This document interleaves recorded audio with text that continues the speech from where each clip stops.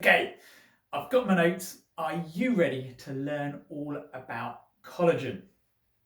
I'm going to talk about what it is, why you might need it, the best ways to get it into your body, the different types, and the best way to actually make it work for you. I'm also going to go through the things to really try and avoid and not do, as well as a special note for vegans, because collagen comes from animal products. So I am not going to leave out vegans and vegetarians in this. So I'm Chris Pickard, I'm Director of Body Imbalance and also Beat Blood Pressure. Originally trained as a chiropractor, got heavily into nutrition, functional neurology, and then also did a lot of work specialising in cardiovascular work, hence blood pressure. And there's a big link for people with blood pressure and collagen as well. Why? Well, because collagen is used to make pretty much everything in your body. Skin, a lot of people are taking collagen to have better looking skin. It's very important for your tendons and your ligaments. This is why sports people and athletes are taking collagen. But it's also very important for gut health, which is why people with gut problems are using collagen as well. But it's also really important for making all your blood vessels and even your red blood cells. So it's really important. It's critically used everywhere. It's actually, after water, it's the second most abundant substance in your body. It's about 30% of your protein, so that's to say molecule or your macromolecule. 90% of the living matrix of your bone. So that's the stuff that's actually alive as opposed to the sort of crystals. And so it's basically about 30%, just under 30% of your bone is actually collagen. Yep, I've already gone through what it's used for. And pound for pound, it may actually be stronger than steel. So we really are supermen and superwomen. We really are men and women of steel. So symptoms, I think I've may have sort of given you some hints as to some of the symptoms or some of the signs that you may be needing to do something about your collagen. Not necessarily take collagen, we'll get to that, or take more collagen, but so as you get old, wrinkly skin, really thin skin, that's poor collagen production in some way or form, or underutilization or inability to use it, or not enough in your diet. Achy, stiff, things not healing like tendons and ligaments, or repetitive strain injuries, or just an old sports injury just not getting better. I mean, there are many reasons why these things may not be getting better, aches and pains and injuries. Collagen is just one of them, or inability to make it. And these notes, I'm sorry if you can't read these are actually notes for me to keep on track as well. So basic types of collagen, there's type 1, type 2 and type 3, and they make up 90% of all the different collagen types in your body. And they all have slightly different tasks in the body. They're all structured slightly differently. And then it goes up to, I think it goes up to at least collagen type 10. I think the main ones involved in making tendons and ligaments are 1, 2, 3, 5 and 10. So, but the ones you'll mostly find on the market and are 1 and 3 combined together, and then you'll usually find 2 separately. And I've only found one product that's actually got 5 types of collagen in it, and it's not in the UK, unfortunately. If you know it, then let me know. So here we go. I've gone through this, gone through that. Basic types, what is it made of? Basic types, so 1 and 3 are really the ones that are mainly used for skin, tendons, ligaments, connective tissue. And 2 is for cartilage, basically. Now, what is it made from? So it's made from, all collagen, no matter what the type, is made from 3 basic, what are called amino acids. Lysine, proline, and probably the one that might be the most useful for us to all try at some point is glycine. And I'll go into why glycine might be one of the most important things for us to all try before we go and take collagen in a minute. Okay, so what's it made from? And then naturally, of course, the cuts of meat that have got lots of connective tissue in it. So the bits that are all kind of neck and other areas. I'm not an expert on all the cuts of meat, but cuts of meat with the gristle and the fibre and all the sinews and things in. And then you can make bone broth as well. And then there's gelatin as well, which is often used as a thickener, but you can actually buy gelatin in powdered form to have as a supplement, as well as you can actually buy collagen as a supplement. But naturally, we're talking about all the bones and knuckles and skin, and you can boil it down, make it into soup, make it into gelatin, and make it into bone broths. So, but what do you also need? Because this is a big thing. Lots of people might actually then take the collagen, but what you also need, and is really critical, is vitamin C. And so, as well as actually making sure you've got meat and all these sinuous things and bone broth, you also need to be making sure you're getting some citrus fruit or some other vegetables and other fruits that have got vitamin C in. So very important. Also, zinc is very important in the formation of collagen, as is copper. And so zinc, copper, so talking about nuts, seeds, pumpkin seeds, for instance, but also shellfish and seafoods, well, the shellfish anyway, oysters, for instance, and also manganese as well can be very important. So brown rice contains manganese, for instance, as does, there's something else, what else contains manganese? Pecans and green tea, yes, because green tea is very helpful for collagen formation. But that's not all you need, okay? So we've got zinc, copper, vitamin C, manganese, but also you're going to need some vitamin A, B1, B2. Now, the B vitamins are very important because they're used for so many other things in your body as well, and so many people, like different allergies and different problems, actually have a thiamine problem, which is one of the B vitamins. And so if you've got all kinds of different health problems, you're probably lacking B vitamins. Among other things, vitamin B6 is needed to make sure, because collagen, like all things break down in the body. And one of the things that collagen can break down into is something called oxalates. Oxalates are one of the things that basically can end up causing kidney stones. So if you're prone to kidney stones, you don't want to take lots and lots of collagen products without making sure you've got enough vitamin B6, because vitamin B6 helps prevent the breakdown of collagen into oxalates. And so one of the reasons you might be having lots of kidney stones is because you haven't got enough B6, for instance. And vitamin K, vitamin E. Now again, vitamin E, it plays a really important role in the breaking down of your skin, which is collagen, or lots of collagen in your skin. And so vitamin E can help protect your skin from, and help protect the collagen in your skin from breaking down from sun damage. And you also need chromium as well. Chromium is also really important for blood sugar control. So if you've got blood sugar controls, your chromium may be under stress, but it means lots of other things like collagen is going to be under stress. So this is why I think it's really important before you start taking a collagen supplement. So I'm not talking about having more collagen in your food or having bone broth, because bone broth is going to have other things other than collagen in it, and all the things that you need to make collagen. So before you actually go and take large amounts of collagen, make sure you're taking a multivitamin mineral. That's my general advice. But make sure it doesn't interact with any of the other things you might be taking if you're on any medication. So those are that's the dietary side, nutritional side. I'm going to go through the actual amounts of collagen to take of different types to help you in a minute. But exercises, and this is where I really need to. What's the name of the guy? Scott Hogan wrote a book called Built from Broken. And while I was doing some research, I was on Amazon and I came across this book, and one of the chapter headings was the right exercise to basically get your collagen and connective tissue working. And that inspired me to then actually go out and actually find out which exercises were the best types of things for producing collagen. And one of them is high intensity interval training, which is all the rage at the moment and is particularly good for certain groups of people. As you get older, it's a good idea to do some of this because it gets your lungs really working. But all exercise, people should do all types of exercise at all ages. But what was the actual amount of HIIT exercise? So it's basically the best, and this is done for 12 weeks. And it was, you cycle rigorously for 4 minutes, and then you rest for 3 minutes.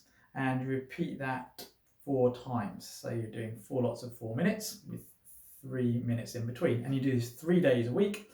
And then on the other days, you basically have 2 days of lots of brisk walking. So you're basically doing 3 lots of high intensity interval training, so 4-minute cycle, 3 minutes rest, 4-minute cycle, 3 minutes rest, 4-minute cycle, 3 minutes rest, 4-minute cycle, 3 minutes rest. So that's 4 lots of 4 minutes, and you do that 3 times a week. And that was found after 12 weeks to basically massively increase the amount of energy in the body. Really, really important for making collagen, and it did actually show that all the things to do with basically rejuvenating and making collagen were improved by this kind of training. But again, if you haven't got all the right nutrients, the training is not going to be anywhere near so beneficial. Now, they did compare this to strength training and other things. So yes, it didn't make as much muscle, but it was better in other ways. So high intensity interval training, very good for helping your body produce collagen and youth. But then there's another type of exercise, which was slow eccentric exercises. So eccentric, so basically imagine you're picking up a heavy weight with your biceps, okay? They found that slow eccentric, which is where you're putting the weight down slowly, actually helped rehabilitate and create better and stronger collagen tendons. And they actually did the Achilles tendons. So basically, you can't see this, but I'm raising up on my heels. Okay, so it's heavy, so picking up weights and then slowly going down was one of the best ways to retrain the Achilles. Again, doing this, I think it was probably 2 sets of 10, taking at least 5 seconds to go down, doing that a few times a week for 12 weeks. And so you can actually take this training, and so you can actually, they found actually that concentric also helped. It's about doing things slowly. So sort of slowly picking up, taking at least 5 seconds, doing it for a moment, and then taking time to put it down as well, at least 5 seconds, relaxing. And so you can do this with body weight squats, you can do it with single leg calf raises, you can do it with, depending on the joint that's injured, do the stuff slowly with some weight, but not so much that you're causing a great deal of pain, just maybe a tiny bit of pain or no pain. I'd actually suggest you start with no pain at a weight that you can do slowly with no pain and doing 2 sets of 10. So that's high intensity interval training and eccentric and concentric, but doing things slowly. So that's all the good stuff. What about some bad stuff? Well, for instance, if you're not exercising and you're sedentary, then your muscles, your brain, and of course your collagen, they all start degrading. So being sedentaries or doing exercises in a very lopsided manner. But then also too much caffeine. Too much caffeine can actually slow down the production or stop the production of collagen in some ways. Anti-inflammatory drugs. So a lot of people in pain are taking things like anti-inflammatory drugs, ibuprofen, Nurofen, to help them out of pain. But ironically, these things actually make ligaments and tendons weaker and increase re-injury by up to 25%. And then there's steroid hormones. Steroid hormones seem to be really bad for tendons and ligaments, which again, people often have steroid injections for collagen. Seem to be fine for muscle though. And then there are certain drugs as well. Beta blockers, I think calcium channel blockers maybe, certain antibiotics as well, but they all actually seem to be mediated. If you actually take vitamin C, then the drugs don't, some of the drugs I looked at, the bad effects were actually mediated by actually taking vitamin C or having enough vitamin C in your diet, so maybe it's a deficiency problem. So anyway, so basically painkillers, taking painkillers for injuries, probably not a good idea because you're going to increase the rate of re-injury. So you want to avoid all that. Now, that's the bad. Okay, and so what else have we got? Oh yes, vegans, glyphosate, and amounts. So we'll get to the amounts in a minute. Vegans. So vegans and vegetarians. Obviously, you're not going to take collagen because it's a meat-based product, basically animal-based product. So, as well as making sure you've got a multivitamin, then it's really good idea to get lots of these sorts of things in your diet. Tempeh, tofu, soy protein, black beans, kidney beans, pumpkin seeds, sunflower seeds, chia seeds, pistachios, peanuts, cashews. Okay, and then when it comes to actually supplementation, then I'd supplement with the actual individual components. Proline, lysine, and glycine, which we'll get to in a moment. But bamboo. Bamboo used to be in one of the supplements I use for disc health, and bamboo and the type of silica in bamboo may again be really important for the production of collagen. So if you're a vegan or vegetarian, then maybe look at bamboo as a supplement, or bamboo shoots. Branched chain amino acids and the particular amino acids which you can get in vegetarian form, and of course from your diet as well. But glycine is an amino acid that again, it helps with collagen production. Collagen is made from it, but glycine also has lots of other uses in the body. Now the thing about glycine is when you have a particular poison in your body called glyphosate, and glyphosate is a herbicide, it's a weed killer, and it's used on huge amounts of wheat products. And because a lot of farmers that grow organic wheat tend to be next to farmers that aren't, but they also tend to have an organic field and a non-organic field, the glyphosate is on the organic stuff as well. And some UK studies looking at organic wheat products found that there was glyphosate in them. So glyphosate is a herbicide, and it's really bad for our bodies. It can cause fatty liver, it can cause all kinds of problems, and because it actually the body seems to think it's very similar to glycine, it will actually start putting it in collagen. And so there's no way that glyphosate is as good for your collagen as glycine. And so it's actually been shown that by taking more glycine, you actually help get rid of glyphosate from your body, and you also stop glyphosate getting into your body and being lodged in collagen. So get rid of the poison, so have glycine. Glycine also seems to help calm people down as well. So if you're very stressed and lots of pain, maybe you want to try taking glycine as an amino acid. Maybe 5 grams a day, or 5 grams with every meal. Start off at a lower dose, build it up. So that brings me to the amounts. Now typically collagen type 1 and 3 comes in big pots, or it comes in liquid gels, and there you go, big pot. This is marine collagen, which is apparently slightly better than bovine collagen or other collagens, but it's just types 1 and 3. And usually you need at least 5 grams, and take it before you exercise, or just take it every day as part of your overall health regime. I'm a big fan of changing supplements. So I don't take collagen all the time. I take collagen for a while, and then I might take whey protein for a while, or then I might take pea protein or soya protein, or I might take glutamine, or I might take no protein supplements at all. So 1 and 3 usually at least 5 grams, but maybe up to 30 grams a day can be very, very helpful. So start off with 5 grams, then do that for a few days, see how you feel, then try 5 grams 2 or 3 times a day, or you could try 15 grams before you work out, or 30 grams once a day. They're all going to have slightly different benefits depending on what's going on with your system.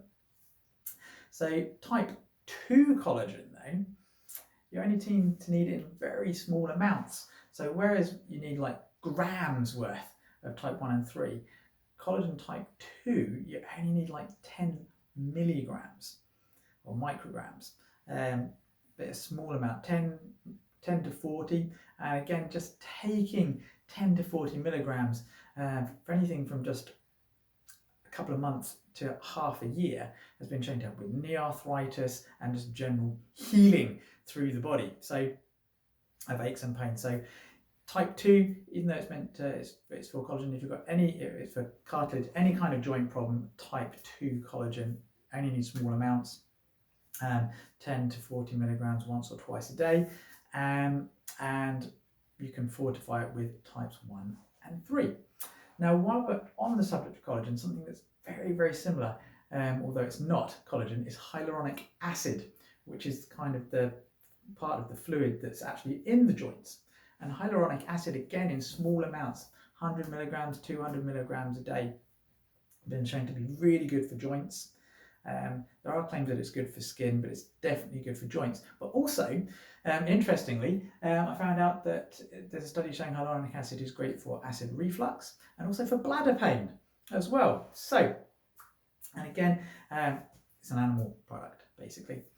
So my recommendations overall, if you want to improve your collagen, have a good diet that's it's got all the right meats in it, but also lots of different vegetables and fruits, shellfish as well. You, again, as ever, you want a varied diet to base things off of. That's good and wholesome, no processed foods, none of the bad fats.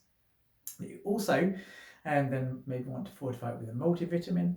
And then you might want to start by just taking some of the amino acids like glycine, for instance.